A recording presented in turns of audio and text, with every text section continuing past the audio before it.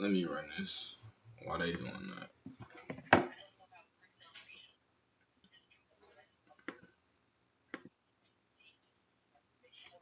What I spoke to about on the weekends is that it's been increasingly difficult to find a 25-year-old who even knows how to make boxed macaroni and cheese, right? And that's crazy. That is in large part due to feminism. Women don't even focus. Like there's this idea that women shouldn't be cooking. Like there's something fundamentally wrong with women even learning how to cook. Are you know spending as much time with your children as you possibly can? Because that's the way to get the most fulfillment. No, and that's what I'm trying to say. I am speaking to you as stop. Okay, could you please let somebody get in? I did. Edgewise. You're not. You actually have not let anybody finish. And like I said, it's no one benefits when you're just speaking over me and not allowing me to respond. All you're proving is that you have an attitude and you believe in feminism, but you're not. That's what I'm saying. You just have an attitude, and it's not cute. It's performative. I'm actually address my point. I will be quiet if you address my point. Does anybody actually feel here that I am being allowed to address any of her points when she just keeps running over me? Like I'm literally trying to answer your first point of you saying that I don't stay at home. Yeah, fair point. Really weird. Yeah. Fair point. Obviously, I get that you're all anti-Candace and pro-feminist, but also it's not productive if you're not actually. Okay, address the point. You spend more time saying that I'm not addressing, that you don't have a chance to talk. When the whole time you could have addressed the point. Okay. You could have talked. I go for it. Just want you to know that you're not coming across as somebody who wants to actually have a conversation. So to get back to the claim, because I don't even know where you're at. You're now talking. You're saying that I said stuff in my podcast. I'll go wherever you want to go. I never said. I'll go wherever. So do you want to start with me working at home? Because I work at home. You just said something about me working at home. You travel all around the world. Okay, you do speeches, and I love that. I love how ambitious you are. That's a really great trait. And if you were truly said that, you would be more fulfilled. Now, one thing you do find is women, they don't want to stay at home when you pull them. They just want flexible working hours and flexible working conditions like you have. And I think we should all advocate for that. It's not one or the other. But when you sit here and you go, you'll be more fulfilled doing this and spend all your time doing that, we would love for you to leave the public eye and go focus on what makes you fulfilled. Okay.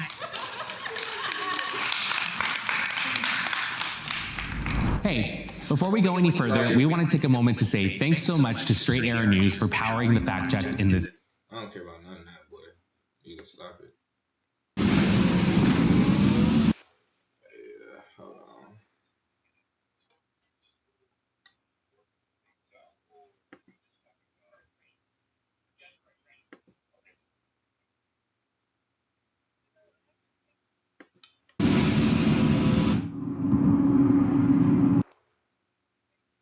We live under a matrix.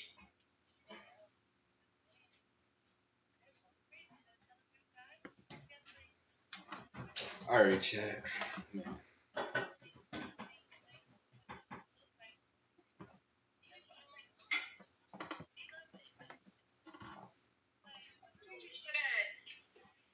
I can only see it's a wealth structure move. So two-income families still exist, but they're under pressure as far as the economy goes, especially compared to the 1950s, where it was a no-brainer. But most U.S. households now require two incomes just to survive. That's not talking about thriving. So that includes rent, food, gas, child care, insurance. All right. Back to it. Let's see what little baby talking about.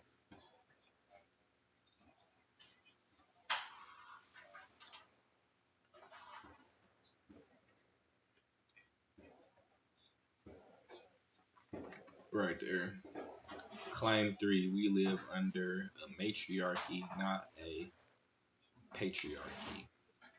The difference between a female ruling society and a male ruling society. And she is saying that this is a female ruled society. Shout out to Lil Baby.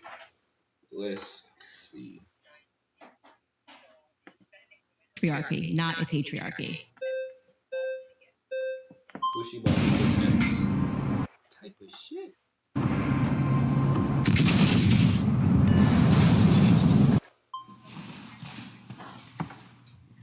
Hello. Nice to meet you. It's a pleasure to meet you. I'm Princella, the Queen. Hold on, chat. Oh my god. So,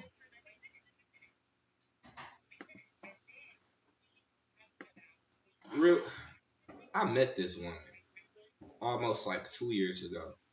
Shorty walked down on me at the podcast summit down here in Miami. And it was really wild because the way she addressed me and the way she presented herself was so aggressive, but still feminine.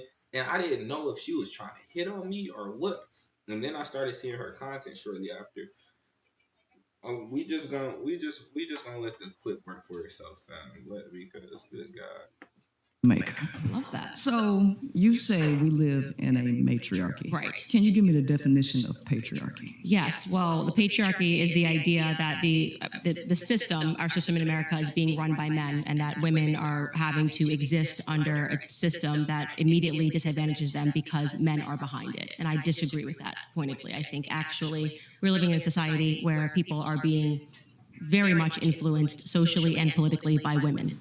Okay, so the denotative definition of patriarchy is father rule, and where positions of government are held majorly by men, where women are largely excluded. So 125 House of Representatives are female, and that's only about 25%. Right. And only about 28% make up Senate, and 3.3% of Congress up until this date have ever been women. So by denotative definition, we literally live in a patriarchy. Yes. So I disagree with that. So I think what this gets to, which is actually an important part of the conversation, is that people always think that where there is disparity, there's somehow inequality, and I actually reject that entirely.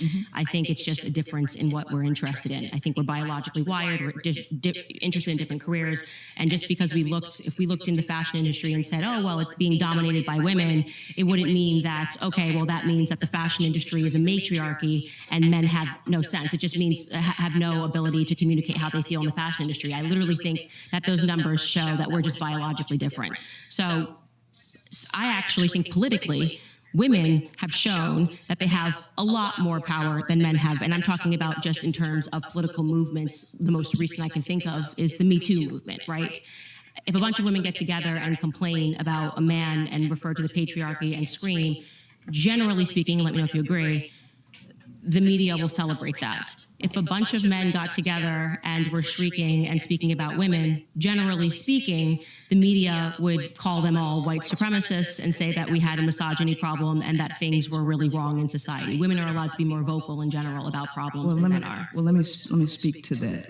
When we're talking about government and media, these are two different things. So, under the denotative definition of a patriarchy, by the percentages that are occupied in the government, which is majority male, defines us as a patriarchy. Now, when it comes to for capitalism, for marketing purposes and control for capital and revenue, that is a totally different conversation. But who's making the laws? I don't think that women are the ones voting to have their reproductive rights taken away, where you have rape, incest, and all of these things excluded to force women to be able to. I don't think women in government would. Because I've had that thought in the past.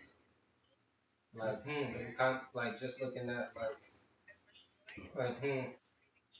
somewhere make a turn.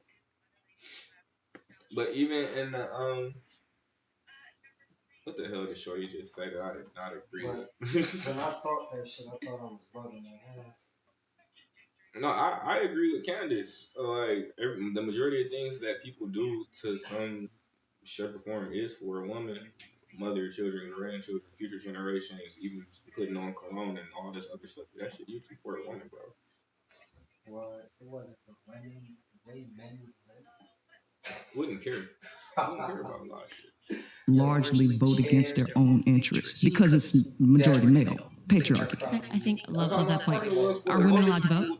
Oh, of course they do. Who's voting that patriarchy in then, out of curiosity? No, I totally agree. And you want to know why?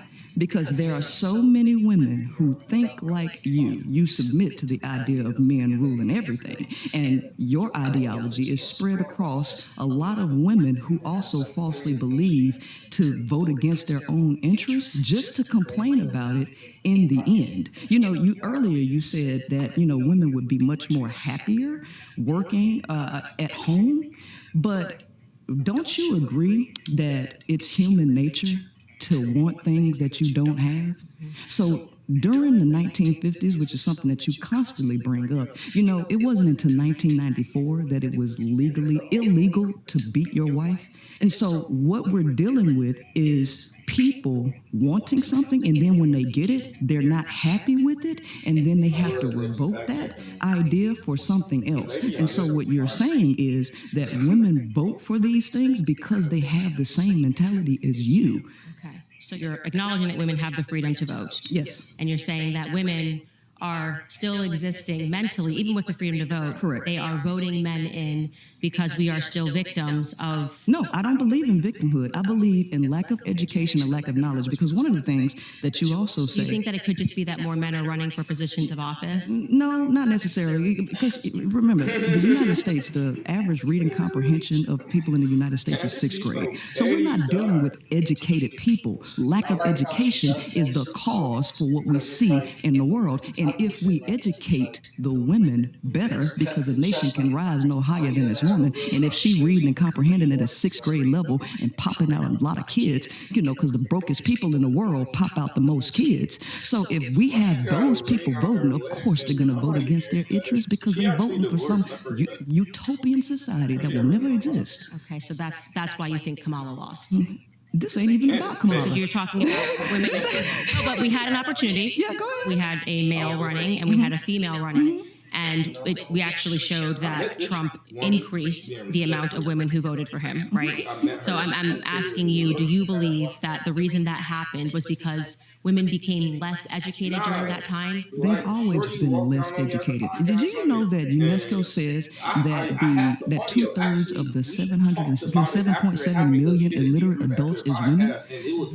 Illiterate. And we have 6th grade educated people voting. And guess who? Guess the dominant population is white women. And so guess what? Now you have to add a race element into that, which you already know exists. Because we, as black folks, we ain't the dominant people voting people in. Okay, so now when we have to go into white supremacy and feminism, now you have to look at the mind of the people who actually have economic success and what they're voting for, because classism actually matters as well. So I'm sorry, but a lot of people vote based on their feelings and not based on policy. Pause, guys. Yes. Sorry, you've been voted out by the majority. Please return to the Thank you for the respectful conversation.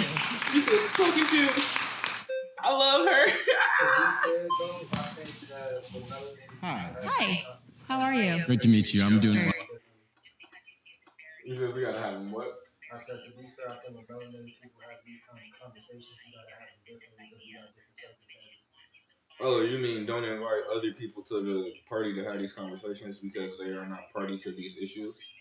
That too, but also like a lot of the shit that be going on that like I be noticing like a lot of times we take like ownership of, you feel me? Like that really be white people issues. Yeah, like feminism. Literally, the conversation that this is all about feminism is not an issue of ours. It is an issue of other people's.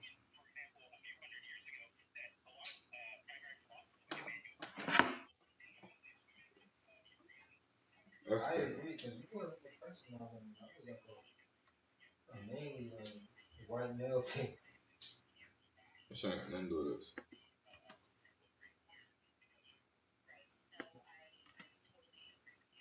What the fuck did I just do?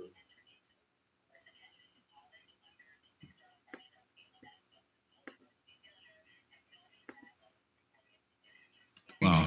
So I view this argument as a matter of fact, right? This is a descriptive claim about the culture, reality we live in, and patriarchy being a system in which men hold the predominance of power in both political, economic, and social methods of organization. So S&P 500 companies, 90% of CEOs are men. Board members, 70% of CEOs are men. 70% of congressional members are men. Now, you may provide some sort of naturalistic argument to why that is, but what you're essentially arguing then is that there's a natural patriarchy, which I think feminists would all disagree with. We think that there's a clear social pressure as to why this is. And part of the evidence for that is since feminism's arise within our public culture, we've now seen an explosion of women entering these fields, but we have a long way to go. But fundamentally, the claim regarding patriarchy or matriarchy. Cook him. Cook him. We are so much closer to where we were just a few decades ago or a couple generations ago where women couldn't hold a credit card than a system where men can't hold a credit card. We're still much closer to that form of society. Why would you say that we're closer to that? What do you mean by that? Could you just qualify that? Because in terms of economic power, so for example, household wealth, women own 55 cents to every dollar a man owns. Who controls household spending, though? Talk about how the money's made in America. How is it being spent? So it's primarily spent by women, as you've noted, but then the money where the capacity is only 50 million. I could only make 50 million off of it. There's no, I'm like, do you have 50 million now? Who said that? It's another quant. No. They were at Jump Street. You're like, it doesn't make you really this. He's only 50 million, but they're not at Jump Street anymore. I'm like, do you have 50 million?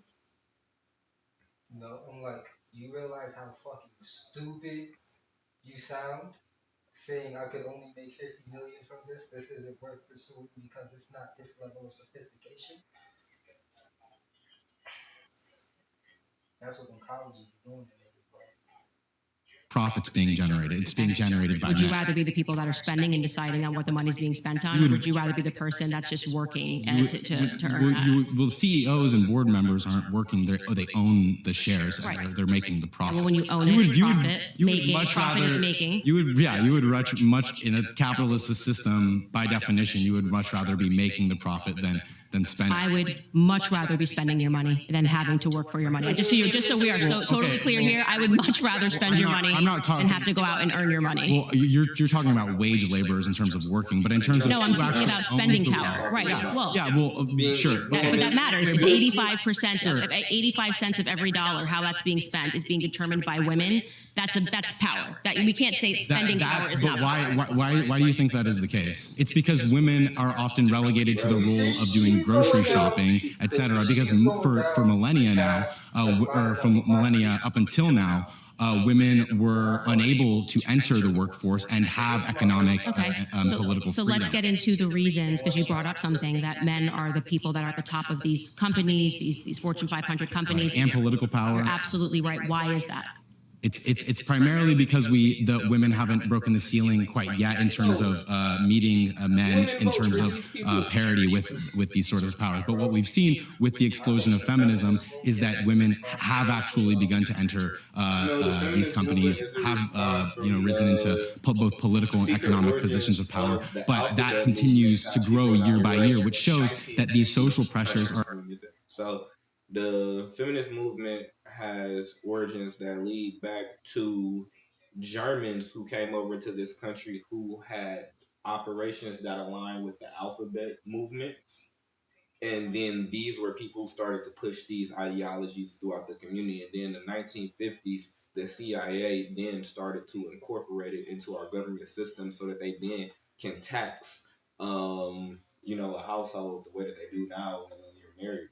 So it's a money thing. So then this goes along with my theory, because my theory is that you look at HJR 192, right? Yeah. And we go bankrupt, we move off the gold standard, or we move to a full faith and credit system.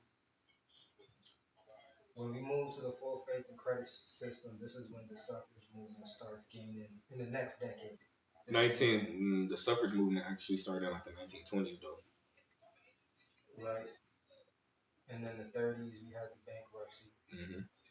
40s, suffrage movement started gaining traction. 50s, state-sponsored. But by doing that, what you do, you accomplish two things. You now create another taxable base, which now means you have more spending power, which now means you have more people to hypothecate off of. And then by also removing the woman from the household and putting her in the workplace, now the state or the corporation becomes a surrogate parent for the child. And you're able to institute a monoculture. So we fast forward the shit along, right? 70s, we come off of Bretton Woods, right? I think the 60s, to go even further,